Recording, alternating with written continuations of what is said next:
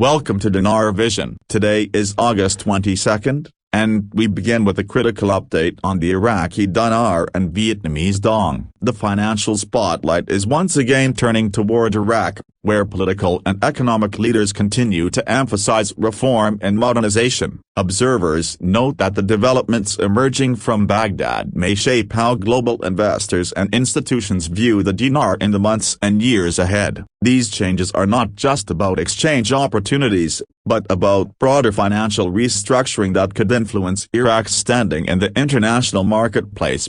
In his latest addresses, Prime Minister Mohammed Shia al-Sudani underlined that Iraq is focused on stability and long-term growth. He made it clear that the government is not chasing temporary fixes or quick solutions. Instead, the country is working on major reforms intended to strengthen institutions and bring durability to its financial system. With energy exports continuing at record highs, Iraq has access to much-needed foreign reserves, allowing the country to reinvest in essential infrastructure and build resilience against external shocks in global markets.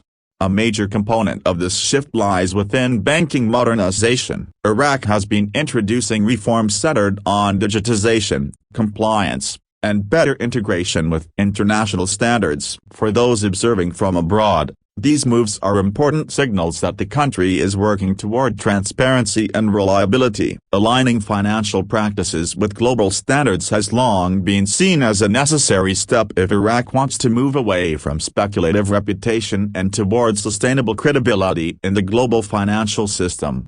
Still, not everyone sees the path as straightforward. Analysts like Frank26, who has been following the dinar for years, have cautioned that while momentum is visible, progress remains gradual. He referenced a recent campaign aimed at boosting financial literacy inside Iraq, warning that while educational outreach is valuable, it could also test the patience of those waiting for faster change. His emphasis has consistently been that reform requires time and precision, and impatience can weaken trust both at home and abroad. One particular initiative gaining attention is known as Astroflak, a program designed to modernize Iraq's financial framework. While not widely publicized internationally, this plan seeks to strengthen financial services and address internal weaknesses. Its implementation, however, has not been without challenges. Many investors interpret delays or slow rollouts as hesitation or setbacks. In reality, Iraqi policymakers appear to be carefully balancing urgency with sustainability, determined not to repeat the missteps of other nations that rushed reform only to encounter economic instability later.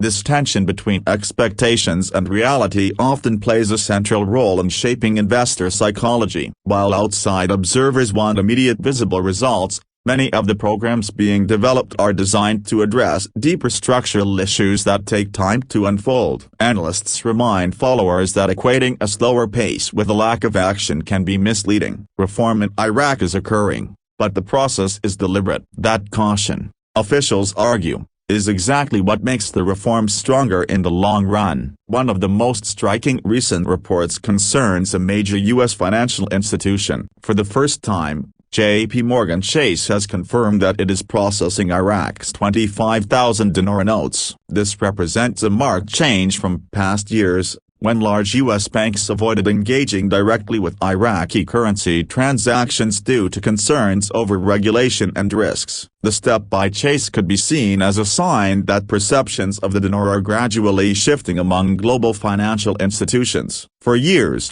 exchanging dinar outside of Iraq often meant navigating smaller brokers or less regulated markets, with higher fees and potential risks. Chase's involvement now introduces a mainstream, regulated pathway that reduces those concerns. The significance of a bank of Chase's stature handling dinar is that it provides legitimacy and accessibility that was previously absent. This change suggests that skepticism, which dominated conversations about the dinar for years, is beginning to ease among some of the world's largest financial players. The 25,000 dinar note itself has a long history. Introduced during a time when Iraq's economy was heavily reliant on cash transactions, the large denomination note was meant to facilitate business. However, it also came with complications. Counterfeit issues emerged, and international regulators raised red flags about potential misuse. For many outside investors, holding such notes often meant dealing with complicated exchange processes and limited options. Now, with Chase accepting them, this month's controversial note may carry a very different reputation in the global system. Observers stress that while Chase's decision is noteworthy, it does not represent a formal revaluation of the dinar. The Central Bank of Iraq remains the sole authority on setting exchange rates. Instead, Chase's acceptance shows confidence that Iraq's reforms are meaningful enough to warrant closer participation from mainstream banks. For holders of dinar,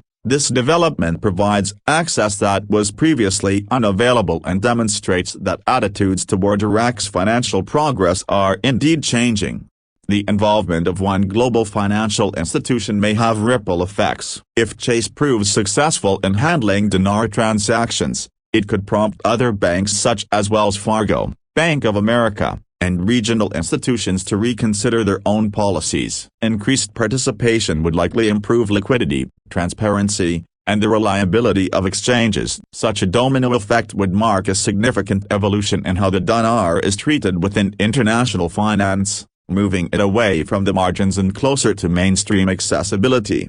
However, this does not mean that change will be immediate. Analysts warn against drawing conclusions that Iraq's currency is on the verge of a sudden transformation. Multiple factors such as political stability, regional security, oil market conditions, and global trade continue to weigh heavily on Iraq's overall financial direction. Chase's involvement is best seen as a step forward, but not as confirmation of drastic shifts in policy or valuation. Long-term observers note that while no official revaluation has taken place, the current environment feels different compared to earlier cycles of speculation. This time, real reforms, stronger energy revenues, and institutional participation appear to be intersecting in ways not seen before. That combination suggests that Iraq's efforts are gaining recognition internationally, even if results for currency holders take time to materialize.